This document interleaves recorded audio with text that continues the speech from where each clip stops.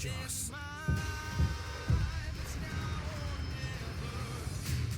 IndiHome, dekatkan pengalaman. Sebagian warga kota Aceh Tamiang menolak tinggal di pengungsian dengan berbagai alasan.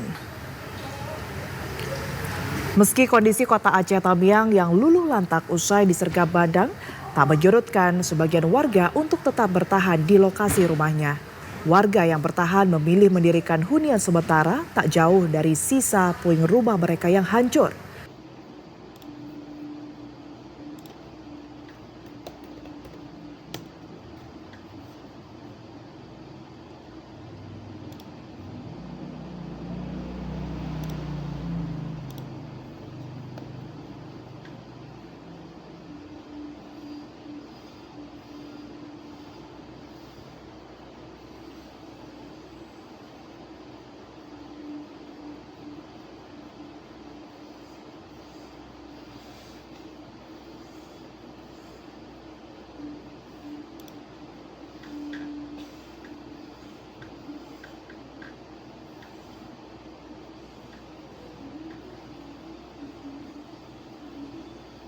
Belakangan ini sering terjadi bencana, terutama di Aceh. Asal kalian tahu ya, sekarang ini bukannya kita mau menikmati liburan, karena kan sebentar lagi kan liburan. Nah, di sini nih kita masih ngebahas bencana alam yang ada di Pulau Sumatera, khususnya di Aceh. Nah, kenapa bisa terjadi? Mungkin ada dua faktor. Faktor alam sama faktor ulah manusia.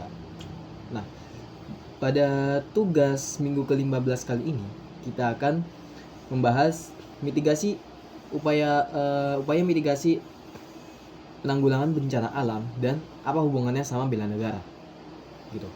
Teman-teman sadar nggak sih, belakangan ini kondisi alam kita tuh lagi nggak baik-baik aja. Bencana alam tuh rasanya kayak makin sering terjadi dan luas di mana-mana. Yang paling bikin sakit hati udah pasti ya tentu kabar dari saudara-saudara kita di Pulau Sumatera, khususnya Aceh. Ya beritanya benar-benar lagi hangat di mana-mana. Mulai dari proses evakuasi yang menegangkan sampai banyak galangan dana yang dibuka. Menurut data dari CNBC, dampaknya itu luar biasa memilukan ya. Korban jiwa dikabarkan sudah sampai menyentuh angka 1.000 orang dan masih ada sekitar 400 orang yang dilaporkan masih hilang. Bukan cuma Aceh aja, ternyata tuh dampaknya itu juga meluas ya sampai ke Sumatera Barat dan Sumatera Utara. Banyak rumah warga hancur, bangunan rata dengan tanah. Saat ini semoga pemerintah bisa menyiapkan dana darurat dan tempat pengungsian yang layak untuk pengungsian.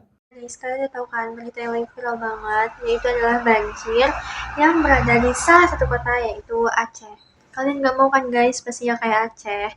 Maka dari itu kita mengajak masyarakat untuk melakukan penghijauan, terutama di daerah lereng, supaya resapan air bisa menahan tanah.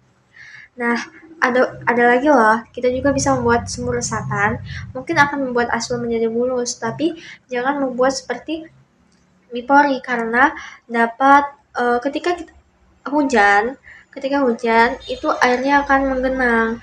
Ketika air menggenang itu akan terjadi banjir juga loh guys. Nah, selain itu ada juga edukasi masyarakat. Kita harus memberitahu masyarakat bahwa bahayanya banjir. Selain itu juga kita harus menyuruh masyarakat untuk tidak membuang sampah sembarangan dan juga untuk di daerah sungai sebaiknya tidak dibuat bangunan. Oke, kita bahas apa sih hubungannya dengan bela negara dari bencana alam yang kita bahas. Ada kaitannya. Kaitannya sangat erat dengan bela negara sama upaya mitigasi bencana alam. Yang pertama, itu sebenarnya kita bahas dulu untuk bela negara. Nah, bela negara ini bukan hanya untuk militer. Kita semua harus menerapkan sikap bela negara. Nah, bagaimana caranya? Yang pertama, kalau terhadap bencana alam ini yang pertama, itu menjaga lingkungan di negara sendiri. Nah, mulai dari apa? Tidak mengotori lingkungan seperti buang sampah sembarangan atau hal yang lain. Yang kedua, menjaga lingkungan, misalnya ini jangan nebang hutan sembarangan gitu kan, harus ada kayak perjanjian, persetujuan atau kayak ketentuan gitu, gak bisa asal tebang. Supaya apa? Supaya bencana alam itu tidak akan terjadi. Yang ketiga ini, bantu orang-orang yang gotong royong untuk membersihkan lingkungan atau kerja bakti terhadap lingkungan untuk meminimalisir dan mengurangi dari bencana alam tersebut. Nah, jadi hubungan dengan bela negara sama upaya mitigasi bencana alam ini luas. Sebenarnya nggak hanya untuk melindungi negara dari ancaman luar negeri atau dari hal-hal yang berasal dari luar negeri. Nggak hanya itu. Sekian.